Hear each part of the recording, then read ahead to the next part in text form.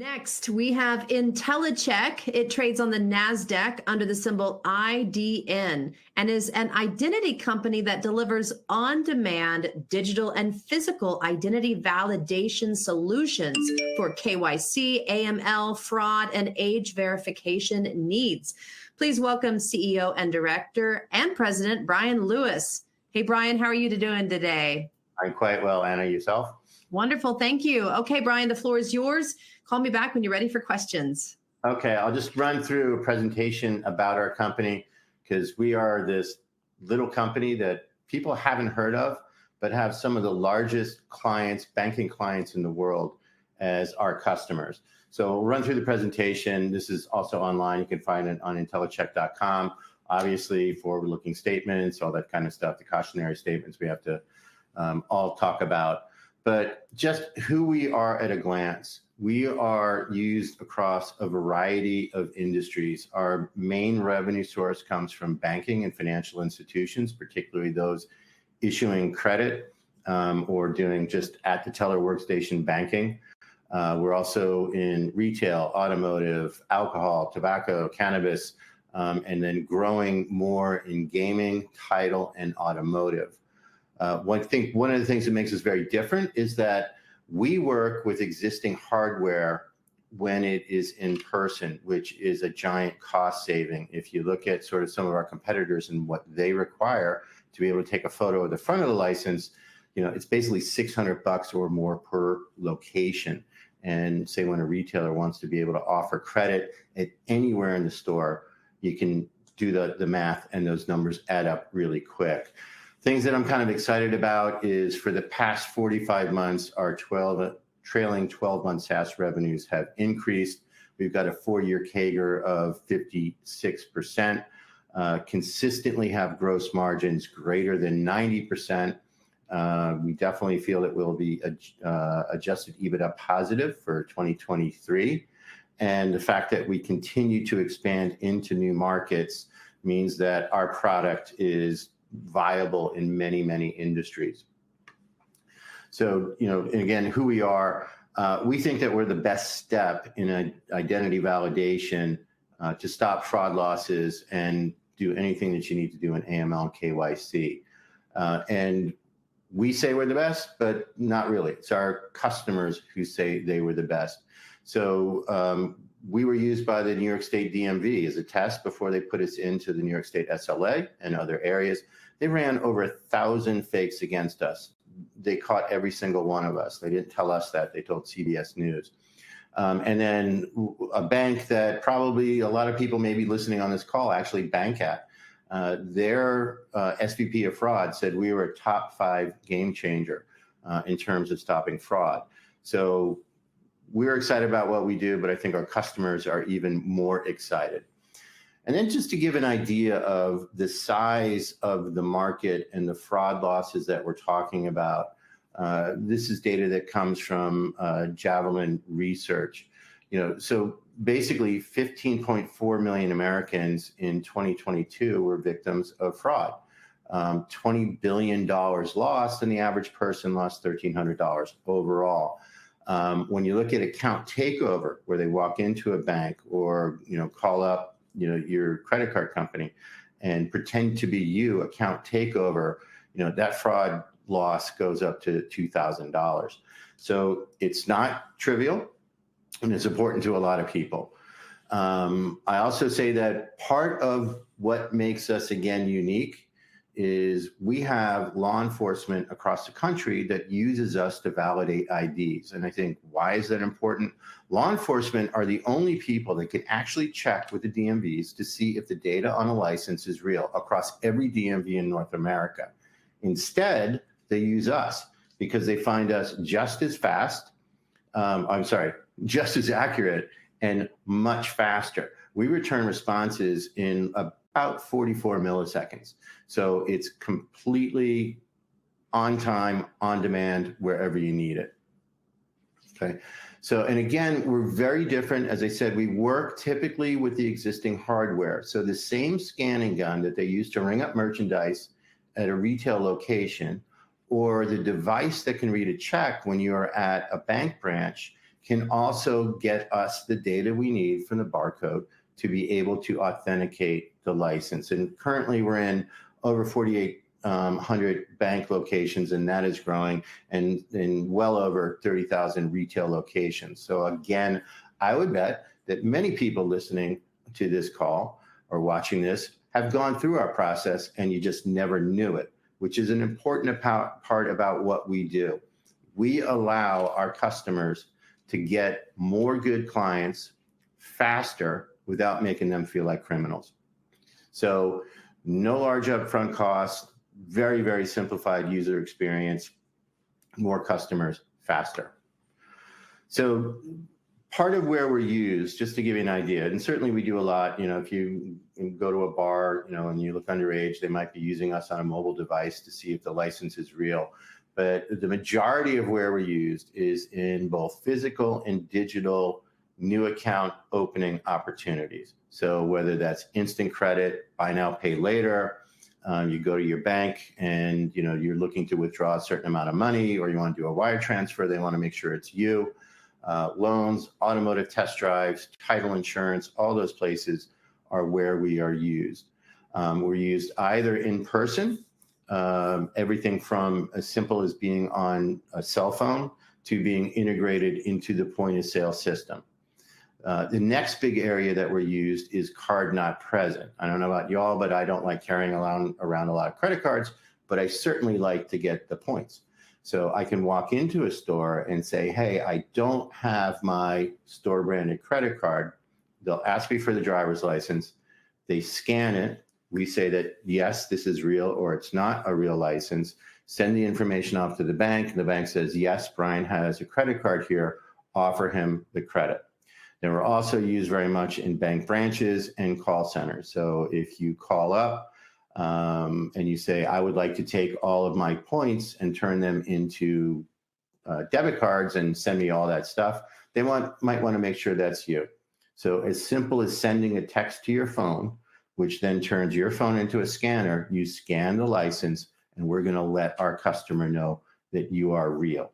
And these are all the ways that people steal your identity, because the scary bit is people don't understand how easy and cheap it is to do. The most expensive part about stealing your identity, these are all a bunch of fake licenses that I've got from law enforcement, is buying that piece of plastic. To buy your identity and all the information online is about $20. In bulk, for a criminal, buying that fake plastic will be about $40. So pretty simple and easy for them to do. And if you think about it, the two things that anybody ever asks you about when you want to prove if it's you: government ID, social security number. Simple to buy online. To give an idea of just some types of clients that we have, so we've got a top 5 bank with over 2 million accounts, 1.7 trillion in assets, and one of the top 3 credit card issuers in the country. They use us both in branch and for their merchant retailers. And we just, again, in 2023 signed a 3-year renewal with them. They guaranteed a 20% uplift in revenue. We've got a top 10 bank with about 400 billion in assets, and one of the top 5 credit card issuers in the country. We're used in their bank branches, their bank cafes, their call centers, their automotive loans, and also in all of their merchants. And then we've got a top 15 bank with over 200 billion in assets. And we're used in both their bank branches and on their mobile app. And if you've listened to our earnings calls, we continue to sign financial services institutions who realize that they need to make sure that their customers know they can be trusted and safe to protect their identity and also to cut their losses. As I said, we provide our product sort of across 3 different methods. The simplest is an app that can be downloaded on the phone. Next would be a website that we set up. This is often used in the call center, so that the call center person, you call in to me, I need to find out it's you. I ask you for your phone number. I enter it into the website that we've created, sends you a text, and it can do everything from just identify the license to also do OCR on the front, as well as facial recognition to make sure that not only is the license real, but in fact, I am still holding it. And then for our larger clients, we have a product called Direct, which is basically an API that allows them to integrate us into whatever platform they want. That's typically how we're used in bank branches, or again, in the point of sale system at a retailer. So why do people use Intellicheck? First of all, is our accuracy.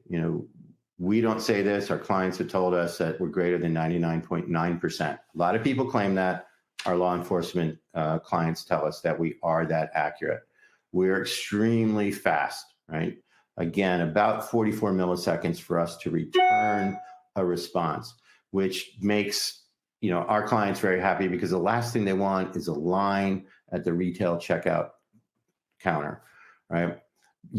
Fewer steps, so a better user experience. The more steps you make a client go through to try and prove who they are, the more likely you are to get cart abandonment.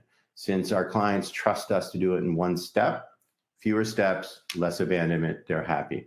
And again, we can do this with no new hardware. We've got APIs that are as simple as 2 calls. If you want to use us, and especially in the digital world, 2 calls, you are using us immediately. So those are the types of things that make our clients very happy with what we do, and why every client that we have not only starts off with us, but all of them have continued to expand their usage and their spend with us. All right, so a quick Q3 recap. We continue to increase our online penetration with remote authentication. I think one of the things that a lot of people make a mistake about Intellicheck, they think because we started off being so successful in in-person retail, that's all we're at. However, we have a very large and growing portion of our business is in the digital world. We also signed the 2nd largest title company in the US. We also signed a digital closing platform used by a lot of title companies, so title, escrow, real estate, and mortgage lending professionals across the country. So a great reseller for our product. I couldn't be happier about promoting Jonathan Robbins to be our new Chief Technology Officer. He brings a lot of experience, especially in AI and machine learning. And with the data that we get, I think that's going to be a great area for us to figure out how to create new products to sell to our clients in 2024. And then, as I was speaking about that digital closing company, we've hired David Juergens to run our channel partner. He was very successful at doing that at a company called Cylance, where our CFO came from. And I believe that that will be a force multiplier for us when it comes to selling our products. He will get us into the places that can help get us the mid-market types of clients that are better for us to attack through partnerships than selling direct. So then just a quick financial overview, a couple of highlights. Total revenue was up for Q3 was up 19% year over year, 4.7 million. SaaS revenue was up 17%, which is what I care about. We do a small bit of hardware as an accommodation to some of our clients. But to me, SaaS revenue is what is really important.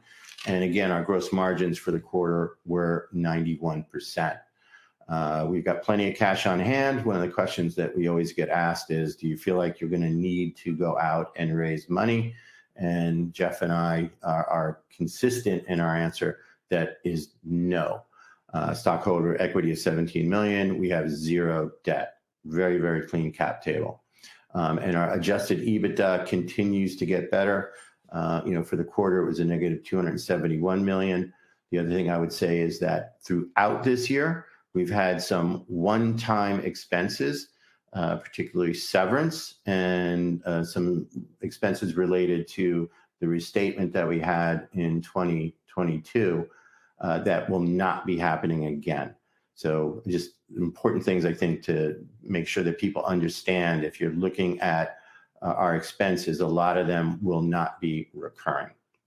So Like I said, I like to blast through that presentation. I'd rather hear questions from people. So Anna, I'll turn it back over to you. Great job. We do have some questions for you, Bryan. Okay, let's jump in. So James Alter says, I noticed in the spring you received certification to operate in Europe and the UK. James was wondering what kind of headway you made with that. Actually, we will be launching with one of our clients in the UK. Should be within the next couple of weeks. So we're making headway there. You know, my goal is to do that through existing clients. I don't think it makes sense right now to be hiring a sales team or anything like that over there. But we do have enough of our clients who are international. We're doing for them right now just North America, but having the ability to do documents from around the world, I believe we can penetrate them further to get other markets. Michelle Ford asks, do you have data on almost everybody on the planet? And do you monetize this in a secondary market in any way? Meaning after you have the data and provide the validation, is there any other revenue generated from this data? That's one of the reasons that I think I'm excited about having Jonathan on board. You know, his work with the Chicago Cubs was about figuring out how to use data to figure out who they should be drafting. We do see about a third of the adult population in North America go through our system. Now, some of our clients have different ideas about what they want done with the data. We have spoken to many of them, and they realize that by pooling the data, they can get better risk signals. So that is definitely something that we are looking at in 2024 is, you know, Jonathan's already done a great job of building the data lake. We've got a data scientist that we've hired who will be coming online next week to start looking at that data and figuring out what can we do to better provide information as well as, you know, reduce risk for our customers. Irene asks, how many customers do you have and what percentage is law enforcement of government and what percentage is in the private sector? The vast majority of our business comes from the private sector. So we've got across the country, might be around 70 law enforcement agencies. I don't expect to make a ton of money off of that. What we're doing there, I feel like is more of, we're doing a service.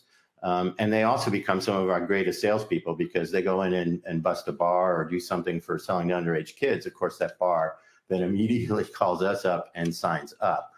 I would say that somewhere around 95% of our revenue probably comes from financial services. A growing portion of that is social media, automotive, and title. And I expect that to grow more as we get tighter and better reseller agreements who can get into that space. You know, for example, I don't want to have to go knock on every single car dealership, but we've got two really good partnerships where they're already in there. Let them sell it for us. So that's one of the reasons that we hired David, is to strengthen that and again become a force multiplier in our sales. Can you talk about your revenue streams? Angelo Martinez wants you to explain the different packages or plans. The majority of our clients are going to be on a pay per use. So every time they need to authenticate somebody, our cash register rings. Now, we also look at it and say, what's the best thing for us? Because there are certain clients where they don't do a ton of volume. So it might make more sense to charge them a flat fee per month, which is a significantly higher per scan revenue model. So we look at it sort of a number of ways. Most of our clients are on every time they use it, and then we bill them 1 month in arrears. So whatever they billed, we sent out bills, this week for everything that everybody did in November. And we have a question from Julio Parker, wanting you to explain a little bit more about how you can walk into a store, pull your credit card from your license, and specifically department store cards. Do all or most of them subscribe to your service? And what percentage of the market do you have? We have I'd say a growing part of the market. We have what I would consider probably three of the largest private credit card providers as customers today. Now, they, in fact, are resellers of our product. Like, so I don't go sell the retailer, our banks do, because they're the ones, generally, it's the bank who takes the loss. If I come in and use identity theft, the bank has to make the retailer whole and then figure out how to, solve your problem. So we are in a lot and we are growing. The retailers like it because they know that they need to get more and more customers because there are people that die or stop using the card. They like us because of the speed and ease, right? I personally would never fill out a form, but if somebody says to me it'll take you less than a second, and I've done this with many of our customers, I've walked in and said, all right, what's going on? So they'll be like, hey, would you like to save 10% today and get a credit card? I'm like, yep, hand them my credit card.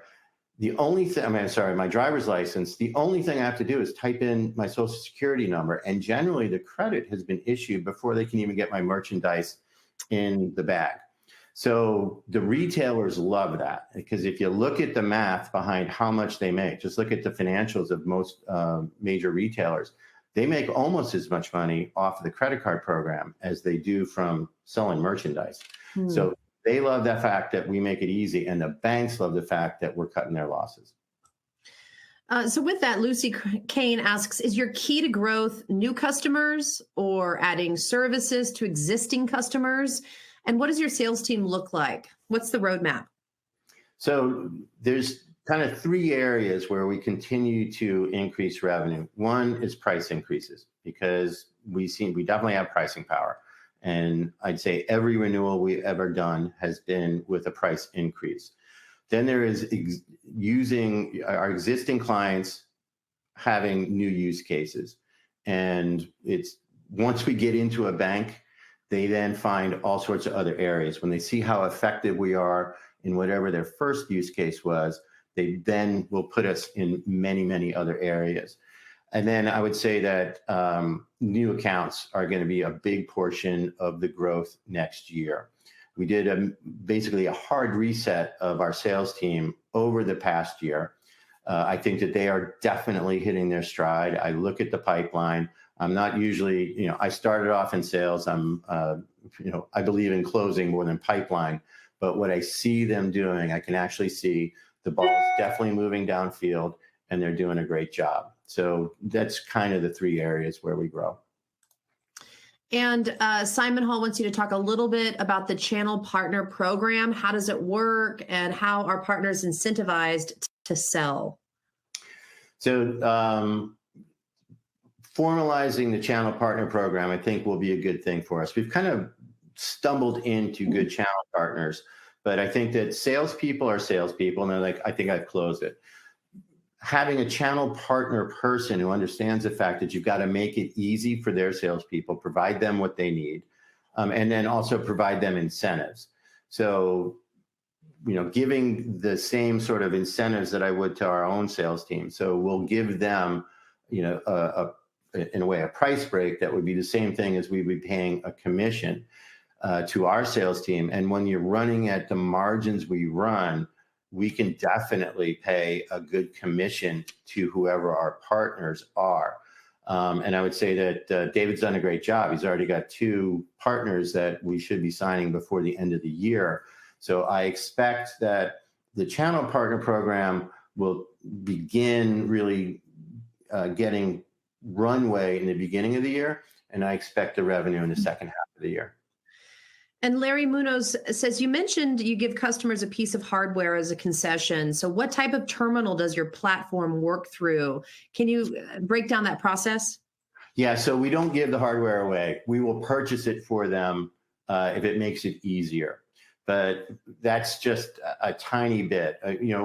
2 years ago, for one of our largest banks, we did, as a concession, a major hardware purchase for them, multi-million dollars. Because they told us if they had to go through their own purchasing department to get it, it could take years. We thought it would speed up the implementation. I think instead what it made, people didn't look at the difference between total revenue and SaaS revenue. And then the next year looked like our revenue went down.